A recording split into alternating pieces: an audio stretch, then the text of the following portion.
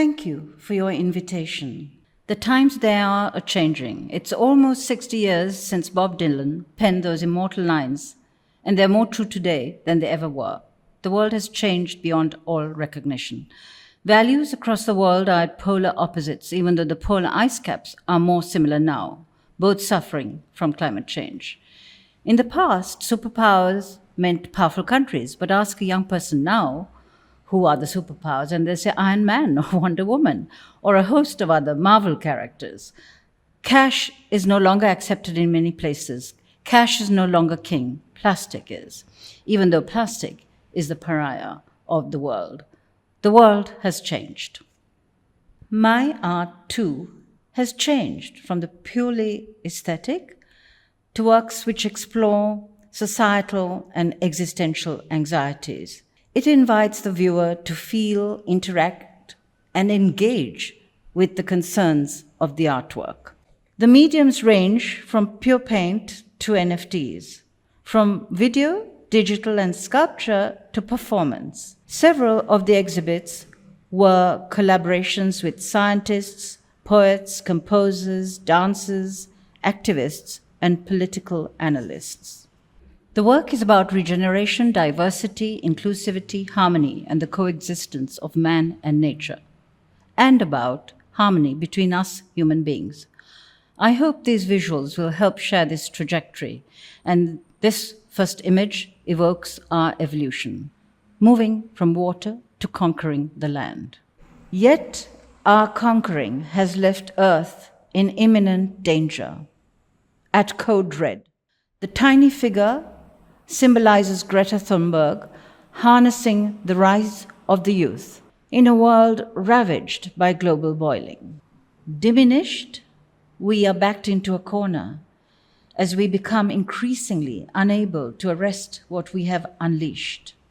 Or we stand like King Canute, vainly trying to hold the waters back.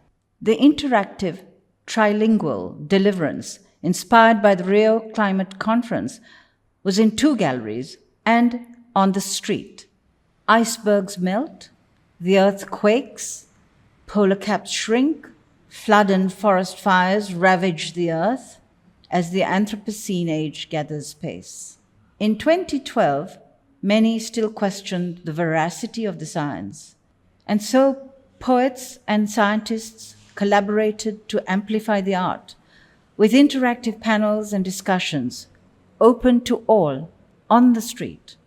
Earthlines highlighted the historic UN Paris Accord and the precarious fluidity of the Earth's delicate ecosystems. It invited us to reevaluate. This image could be a teardrop or a man falling off the earth, perhaps the last person left. The show was a combination of poetry, climate science, and paintings, with sculpture evoking erosion and sea rise. The installation of floating translucent panels was at the Sotheby's show of Women Artists of the Silk Route. The panels interacted with each other as well as with the viewer, who became an intrinsic part of the installation, implying that we are inseparable and indivisible from nature. Space in 2005 was my first exhibition on the environment and posited that we humans are spectators for only a brief moment on Earth. Fleeting and insignificant, man will be consumed unless we become one with nature. Figures leap in, make love, or rise out of the water, embracing water, respecting Earth. The following images explore the quest for harmony and unity with our fellow man. Exhibited in 2006 in the midst of our 3-decade ethnic war. Quest was a trilingual, digital, and 4-screen video installation with images of war and tsunami devastation, contrasted with quotes on reconciliation from philosophers, activists, and citizens. Partners and collaborators facilitated workshops on conflict resolution and peace building. Kintsugi embraces the fractured to preserve and repair the broken, to recreate beauty which incorporates the flaws. The video and fabric exhibit at the Venice Biennale incorporated poetry and music composed specifically for the artwork, a celebration of diversity and inclusion through deconstruction and reconstruction. It brought together unrelated images to create a healing and harmonious whole. Continuing the theme of inclusivity and unity, one wonders why man kills another being in the name of God, in the name of peace, in the name of ideology, or their country, whatever that may mean. The words, images, mirror, and water were inspired by the growing migrant crisis and refugee camps. Quotes from all religions were layered with words on loss by Arundhati Roy. Earlier, in 2002, Faith conflated Buddhism and Islam, highlighting our commonality and what unites us, not what divides us.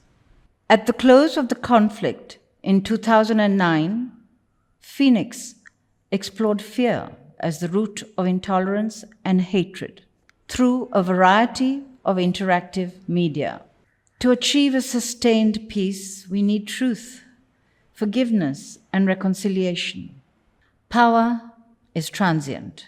We cling to power in a spinning world, or ride the crest of it, wanting it to last forever. But can we instead dispense power with grace and integrity, or continue to play global power games, forever racing to catch the world? Aragalaya was created on the day of the spiraling chaos in Sri Lanka, as non-violent protesters who had gathered together for months finally erupted into chaos and violence. I was completely unaware and in isolation, but strangely, these images emerged, unbidden, as if from nowhere. That night, each part of the country was simmering, and fires raged throughout, and the Prime Minister fled. A woman holds her child close. Remains of the day memorialized the 9th of May as the suffering continues for most. Each of the 9 works was titled by a journalist or activist, creating a powerful comment on the economic strife. And yet, we still come together, bond together, or walk alone. We have no option but to persevere and hope for a new awakening. In conclusion, caught in the midst of global turmoil, I am inspired by the great Vandana Shiva, who said, "We are not inert. We are not without Shakti. We are creative.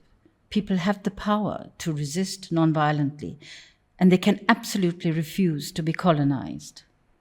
Some go on strike, some debate their views, some go on protest marches. I speak through my art, from my heart, and I believe art has a power to move hearts and minds, and this is my raison d'être. Thank you.